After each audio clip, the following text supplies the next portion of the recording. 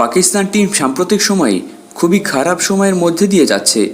গত বছর ওয়ানডে বিশ্বকাপে হতাশাজনক পারফরমেন্স করার পর চলমান টি-20 বিশ্বকাপেও তারা প্রাথমিক পর্যায়ের গ্রুপ পর্ব থেকেই বিদায় নিয়েছে। ফলে পাক বাহিনীদের বিভিন্ন রকম সমালোচনার মুখে পড়তে হচ্ছে।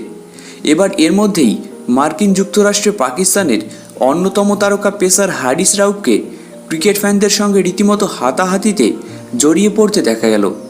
সোশ্যাল মিডিয়া সহ বিভিন্ন জায়গায় বাবর আজমদের সমালোচনার মুখে পড়তে হচ্ছে।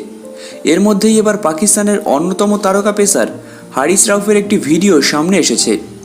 ভাইরাল হওয়া এই ভিডিওতে দেখা যাচ্ছে হারিস রাউফ তার স্ত্রীর সঙ্গে হেঁটে যাচ্ছিলেন। সেই সময় কয়েকজন ক্রিকেট ফ্যানদের সঙ্গে তিনি উত্তপ্ত হয়ে পড়েন, হাতাহাতিতে জড়িয়ে যান। হারিস রাউফকে বলতে শোনা যায়, ভারতীয় মনে হয়। এই কথার উত্তরে ব্যক্তিটি বলেন, আমি পাকিস্তান থেকে এসেছি। এরপরই পাকিস্তানের তারকা পেসার ব্যক্তিটিকে মারার জন্য রীতিমতো তেড়ে যান। সেই সময় হারিস রাউফের স্ত্রী এবং উপস্থিত বাকি ক্রিকেট ফ্যানরা তাকে থামানোর চেষ্টা করেন।